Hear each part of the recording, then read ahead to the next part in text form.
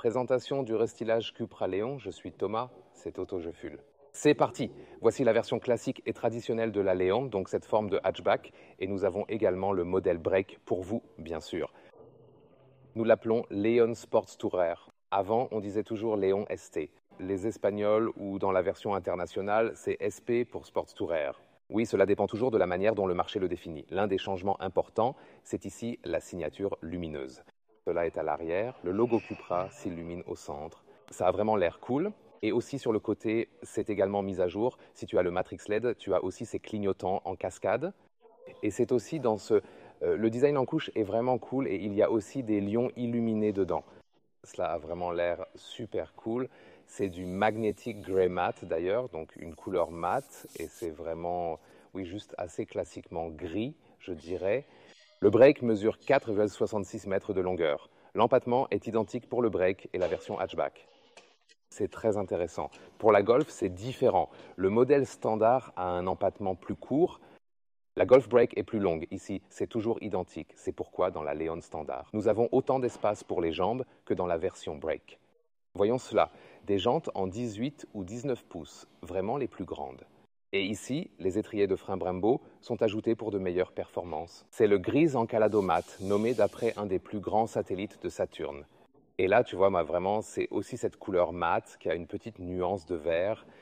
C'est en effet l'une des deux nouvelles teintes disponibles. Il existe également une nouvelle couleur en bronze mat attrayante.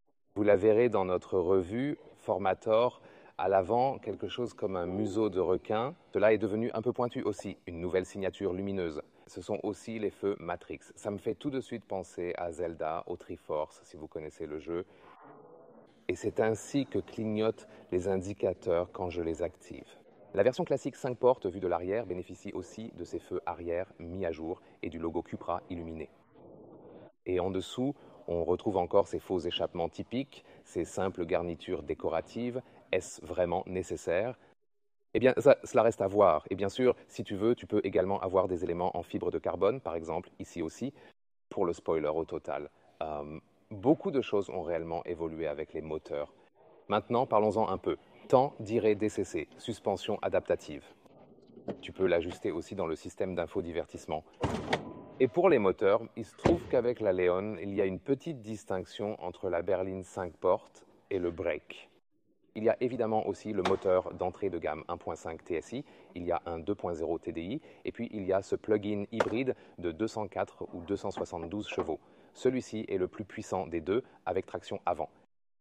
Grande mise à jour pour cela, maintenant 20 kWh de batterie nette. Cela représente une autonomie électrique, donc 80 km sont vraiment réalistes. Charge AC de 11 kW, charge DC de 50 kW, donc ça c'est vraiment cool, on peut vraiment en faire quelque chose. Avec 72 chevaux, tu es déjà bien parti. Alors, maintenant pour les variantes de performance. On les appelle déjà VZ ici, même s'il n'a pas de badge VZ. Mais il y a aussi d'autres variantes VZ exclusivement pour l'essence. Et ici, ils ont décidé d'opter pour un 2 litres TSI de 300 chevaux pour la version 5 portes. C'est un peu dans le style caractéristique de la Golf GTI, mais évidemment avec beaucoup plus de pêche et de dynamisme. Et exclusivement pour le break, il y a une version performance 4 rousses motrices avec 333 chevaux, donc encore plus de pêche. Et puis, il est possible également d'activer l'essieu arrière. Et là, tu obtiens même ce partage de couple, donc cette répartition de couple du Golf R Audi RS3, maintenant aussi Audi S3. La roue extérieure à la courbe reçoit plus de couple que la roue intérieure. C'est pourquoi on peut ainsi tourner et par exemple utiliser un mode de dérapage. À l'intérieur, il y a bien sûr de nouvelles choses. D'abord, ouvrons la porte. C'est un bon son. Alors, l'intérieur de cette porte est assez doux, pas très dur, aussi texturé. Ensuite, nous avons un peu de microfibre, un nouveau système de son Sennheiser avec 12 haut-parleurs. Déjà testé, c'est riche en basse, il faut le dire. L'intérieur de la porte, c'est du plastique dur partout. Seuil de porte Cupra en bas, c'est aussi bien réalisé. Et j'aime toujours le design du volant avec ses contrastes en bronze. Malheureusement, pas de matériau non animal ici. Ça ressemble toujours à un tatouage, n'est-ce pas? Alors, tu peux librement choisir les modes de conduite simplement en cliquant. Ou si tu cliques et maintiens, tu passes directement au mode Cupra. C'est alors le mode le plus sportif pour les sièges, c'est très intéressant. Vous avez un siège de base, mais vous avez aussi ce siège sport spécial ici. C'est le siège sport standard, déjà avec appui-tête intégré, mais il a vraiment un air chic. Avec microfibre, c'est aussi standard, et c'est en principe aussi un bon choix. Je vais juste faire un test assis ici, le tout nouveau siège Baquet Cup ou siège Coq Cup. Oui, c'est déjà un bon confort et tu as déjà un assez bon maintien latéral sportif ici avec un peu 89. Ai-je aussi suffisamment d'espace pour la tête? Cette voiture est également équipée d'un grand toit panoramique et c'est vraiment un très grand toit panoramique. Alors oui, effectivement, mes amis, on peut vraiment faire énormément avec cela et, comme vous l'avez peut-être déjà remarqué, l'écran est désormais nettement plus grand qu'auparavant. Il s'agit maintenant de 13 pouces et ça reste toujours 13 pouces. Super que ce soit aussi simple. Et ces curseurs de température, ils sont maintenant éclairés. Oui, je préfère bien sûr toujours les boutons rotatifs réels, mais c'est bien aussi d'avoir cela pour éviter de devoir trifouiller sur l'écran. Pour la rapidité, ça pourrait être mieux, toujours intéressant. Ici, tu vois comment tu peux naviguer à travers les modes. Ou alors, dis, si tu es en mode confort et maintien, passe directement en mode Cupra. Et si tu as le DCC, tu peux aussi ajuster le DCC vraiment finement pour qu'il soit totalement compatible, ou alors un peu plus dur, un peu plus sportif. Oui, peut-être à cause du logiciel, il faudra voir, il nous faudra probablement une nouvelle génération avant que le processeur évolue à nouveau. Je vais éteindre la climatisation ici. Alors, ce cool en version VZ, c'est ce couvercle ici, ça sonne bien, même sur dessus, avec surpiqûre contrastée, ça se sent aussi doux. Sur la console centrale, tout est assez joliment caché ici. Avec ce bol aux bordures en cuivre, je peux le placer juste ici. Reçoit bien sûr parfois des empreintes. Et là, devant, deux chargeurs USB-C qui sont également légèrement illuminés. Ici, si je mets un peu de lumière maintenant, vous ne pouvez pas le voir de côté, mais juste là, derrière, il y a de petits trous. Ventilation tapis inductif, essentiel contre surchauffe téléphone. Je trouve ça vraiment, c'est une très bonne chose. Les porte-gobelets ne sont pas adaptatifs, mais de deux tailles différentes. Ici, j'ai l'accoudoir. C'est acceptable, pourrait être plus doux avec plus d'espace. Sous le volant, une bonne prise. Ici aussi, les palettes pour que tu puisses changer manuellement. Oui, c'est un très bon processus dans l'ensemble. Alors, on se sent bien dans un cockpit. Ça donne une bonne impression sportive. Oui, en effet, le software d'infodivertissement est meilleur. Sinon, je suis vraiment satisfait. Les lumières, ici, je les touche juste comme ça. Oui, et pour les curseurs du toit panoramique, j'aurais préféré de vrais boutons également.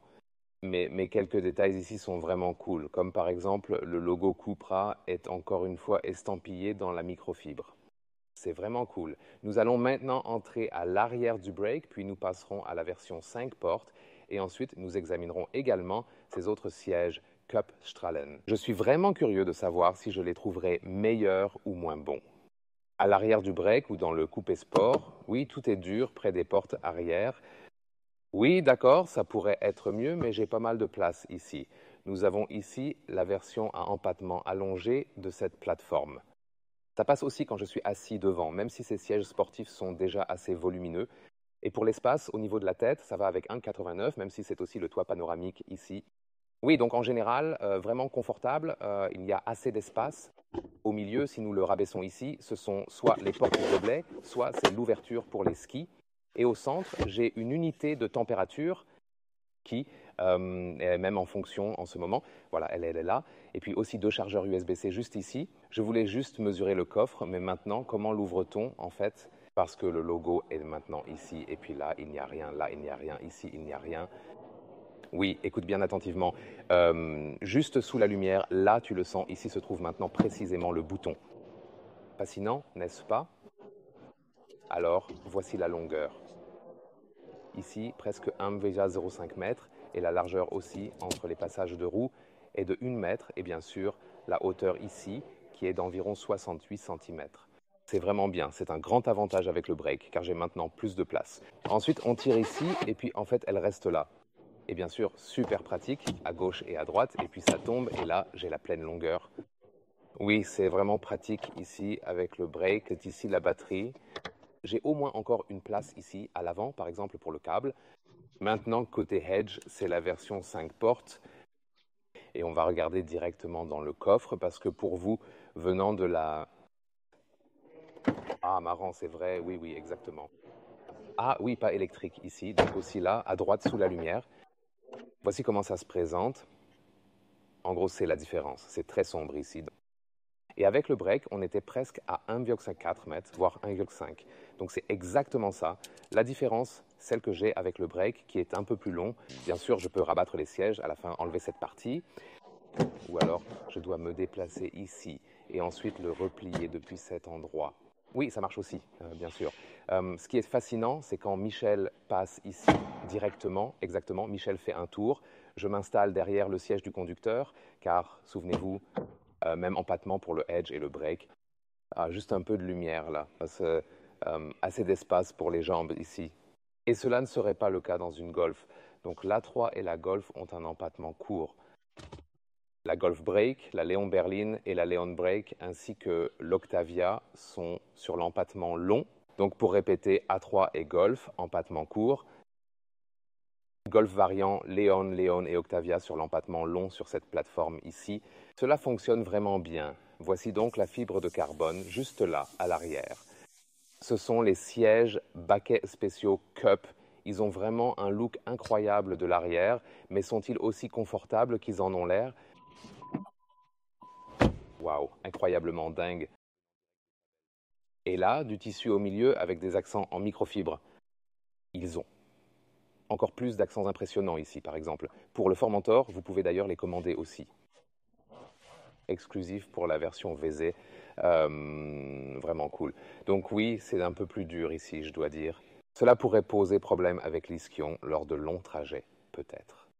Mais autour de la zone de l'épaule, c'est vraiment cool. Donc quand tu prends rapidement les virages et tout, ça soulage un peu la pression sur la colonne lombaire, naturellement. Alors pour le haut, du côté du dos, je trouve ça vraiment génial, peut-être plus confortable. Mais l'assise est un peu plus dure. Et c'est pourquoi je ne sais pas encore vraiment laquelle choisir. C'est la boîte à gants normale, ici aussi, les surpiqûres contrastées avec le nouvel écran de 13 pouces. Je trouve ça rassurant d'avoir maintenant une taille unique, car il y avait une période, et dans certains véhicules c'est encore le cas, où une logique d'offre impliquait que tu devais 2 ou 3 tailles différentes. Le pire était chez VW un moment où ils avaient vraiment 3 tailles différentes d'infodivertissement. En tant que client, on devenait fou là-bas. Oui, les instruments, je voulais les montrer brièvement. Ça a toujours l'air assez cool, en effet. J'ai ce grand compte-tours ici, et lorsque je parcours les modes de conduite ici sur le volant, je vois aussi cette rétroaction dans les instruments. Je trouve ça plutôt cool aussi. Ce que je voulais aussi vous montrer, tu as aussi ce spectacle de lumière ici. Ça clignote un peu de part et d'autre. En réalité, pas sur caméra. Nous ajustons pour éviter des lumières clignotantes. C'est donc un spectacle spécial maintenant. Voici comment cela finit. Oui, et nous n'avions pas encore présenté ici ce break dans ce gris magnétique mat classique. C'est toujours cool, ces couleurs mat, j'aime vraiment leur apparence. C'est bien sûr un peu un pour et contre. Ce qui est cool, c'est que lorsque tu roules sous la pluie, elles sont comme auto-nettoyées, disons. L'inconvénient, c'est qu'avec une rayure, on ne peut pas la polir sur les surfaces mat. C'est comme si cassé, avec peinture métallisée un peu plus simple là, peut polir quelque chose. L'arrière a un show plus cool, regarde. D'abord, le logo s'illumine. Ça danse ensuite ici, vraiment sur le côté là-bas. C'est super cool, n'est-ce pas, hein? On devrait regarder ça. J'ai vu le clignotant séquentiel. Ici, retour sur le logo si je déverrouille. Et puis, je vais aussi activer le clignotant juste après. Alors, c'est vraiment une belle idée pour extraire encore un peu plus d'émotion. Et on voit bien ce qui concerne ces indicateurs de lumière. Là, ils vont vraiment un peu dans la direction Audi ici. Ça tourne vraiment bien autour ici. Oui, c'est vraiment un look cool. Pas seulement à l'arrière, mais bien sûr aussi à l'avant quand on a ce design à 3 points, encore une fois, sur le clignotant. Oui, nous avons aussi regardé le Formentor en parallèle. C'est aussi un facelift, dirions-nous. Regardons maintenant la vidéo.